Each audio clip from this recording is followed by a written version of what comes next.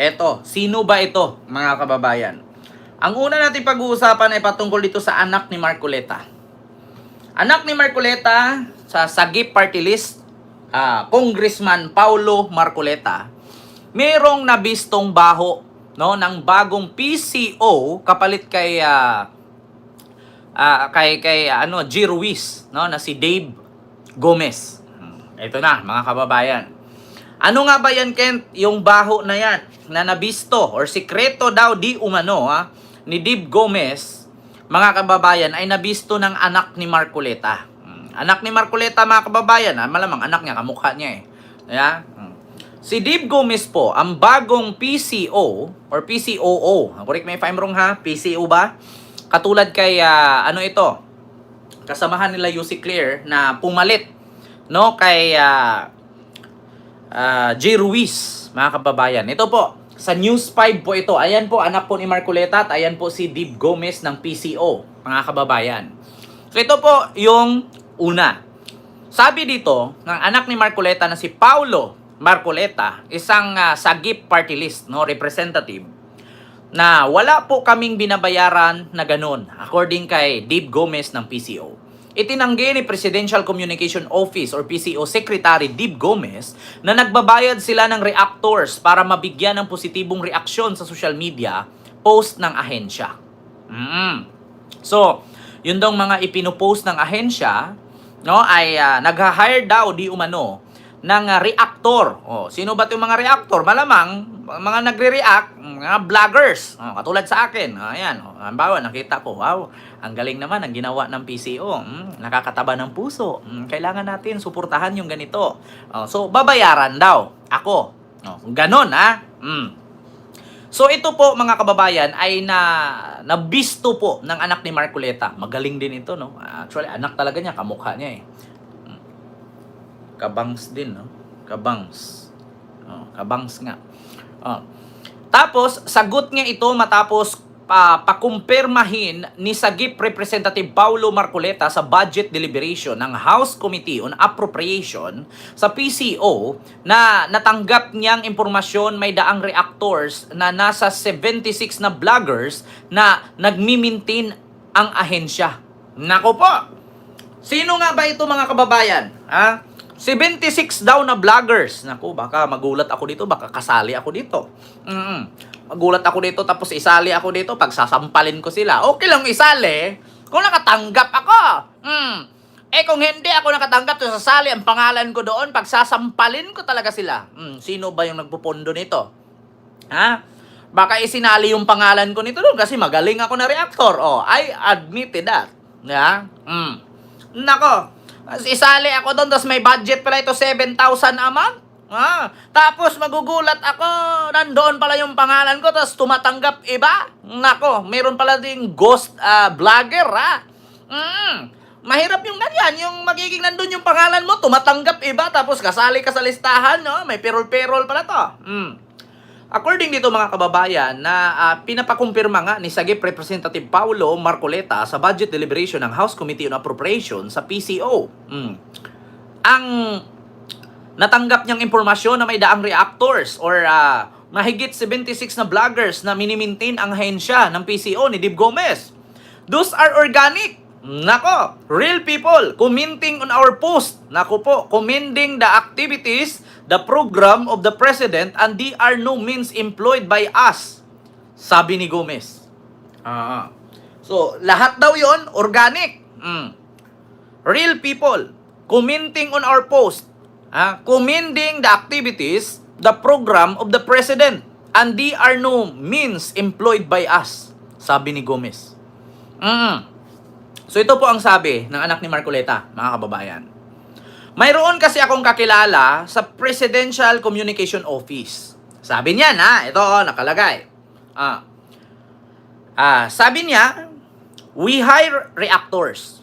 Sabi daw nung kaibigan nung anak ni Marcoleta, mga kababayan, na may kaibigan daw siya doon taga PCO na ang sabi, we are hire reactors. Trabaho nila magbigay ng positive reaction sa mga post nyo. Diba? Sagot naman ni Dave Gomez, we don't maintain reactors or vloggers. we have organic supporters of the president who comment on our post. Diba? Ngayon mga kababayan, according sa sabi ng anak ni Marcoleta, natural, pwede ako mag-react, kaya nga, reactor tayo eh. According daw sa kanya, may kaibigan siya taga PCO na nagsabi, nag-hire daw ng reactors, trabaho daw magbigay ng positive reaction sa mga post ng PCO.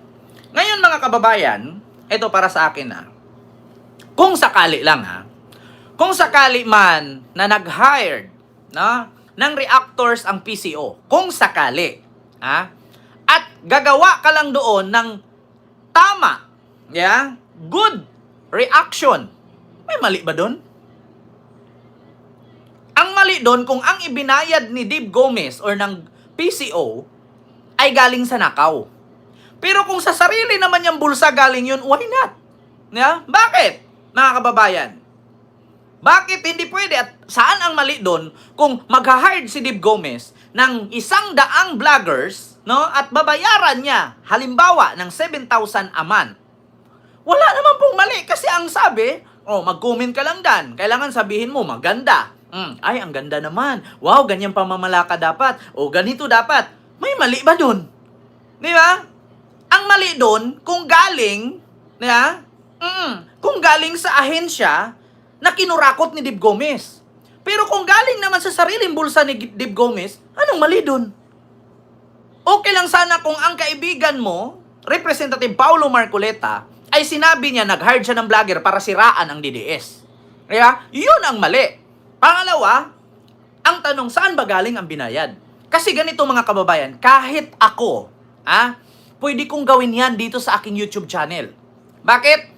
Sa Facebook, mga kababayan, kapag nagbibenta ka or may page ka, pwede kang magbayad sa Facebook to promote or to boast views, reactions, and likes. Sa Facebook mga kababayan, meron po yan. Example ko sa inyo halimbawa, ganito, mga kababayan, ito page ko ito. Walang problema kahit ako. Wala din naman problema kahit si Dave Gomez magbuo or magbayad ng mga vloggers para gumanda ang kanyang ahensya or kanyang trabaho. Mag-react ka lang naman, wow, ang gwapo mo ngayon, sir. Ang bango mo naman. How to be you po. At least hindi naninira. Kung kumuha naman si Dave ng pangbayad mula sa sarili niyang bulsa, malay natin, malaki-laki ang bonus niya. Ibabayaran niya ako ngayon. So, anong mali dun? At least hindi ako naninira. Walang inaapakang tao, walang binabakbakan. Magre-react ka lang naman dun. So, anong mali dun? At least hindi siya nagnakaw ng pera. Ang mali doon kung ang pera, di ba, ay ninakaw niya. At least hindi fake news. Di ba? Katulad sa akin, mga kababayan, ito po yung page ko. Kent Garcia page. Ngayon, may mga videos ako. Katulad niyan, mga kababayan. Alam nyo ba ito? May nakalagay, Pakita ko sa inyo. Halimbawa, ito, page ko. Facebook page ko. Alam nyo, para dumami yung views niyan, pwede kong pindutin itong boast. Pag pinindot ko itong boast, magbabayad ako dyan ng 5,000 sa loob ng 10 days, aabot siya ng, depende doon kung gusto ko magka 1 million views siya, magbabayad ako.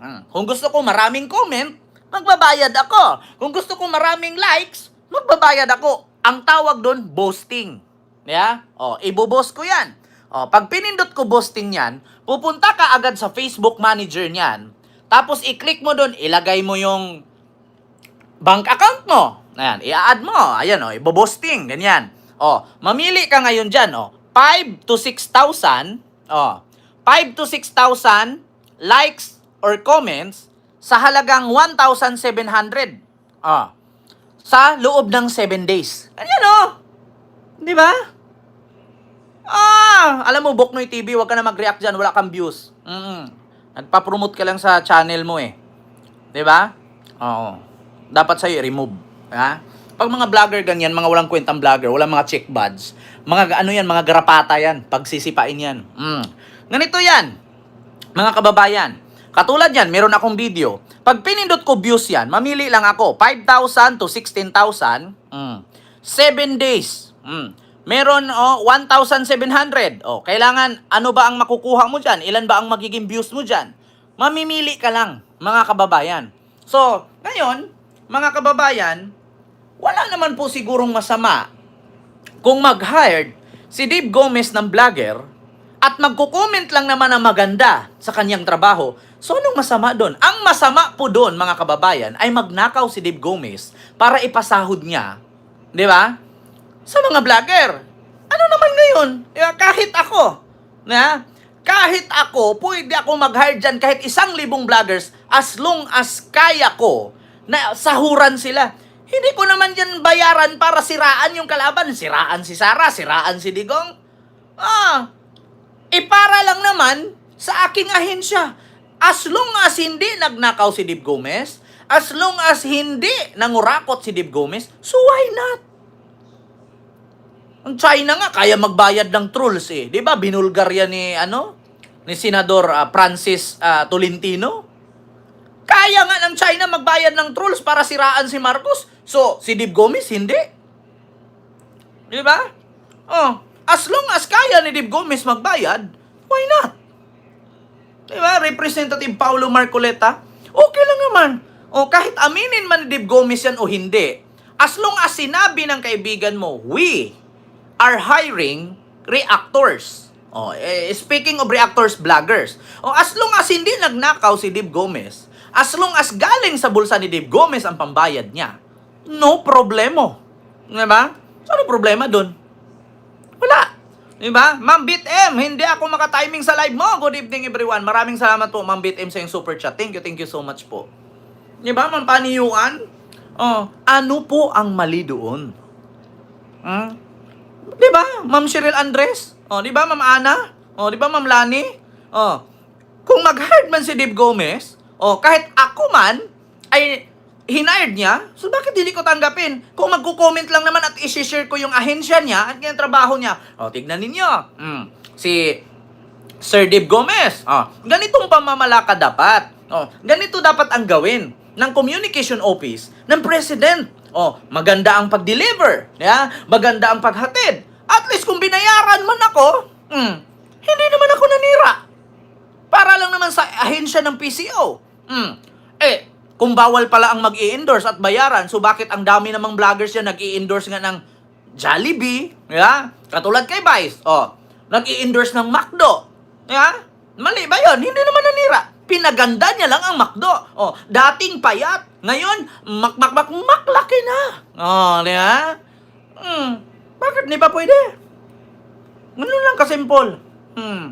Mga kababayan, agit lang. Diba? Hindi mo kailangan i-arithmetic yan.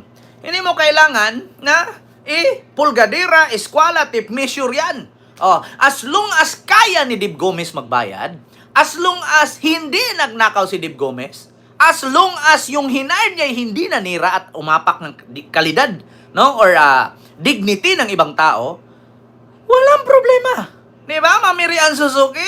Maraming salamat sa yung 1,000 Ian Super Chat. Thank you so much. Diba? As long as ang utos ni Dave Gomez sa mga vloggers na i-hire niya, kung sakali man na totoo at meron, hindi manira, pagandahin lang ang ahensya, at hindi siya nagnakaw para pampasaho doon, why not? Representative Paulo Marcoleta, why not? Diba?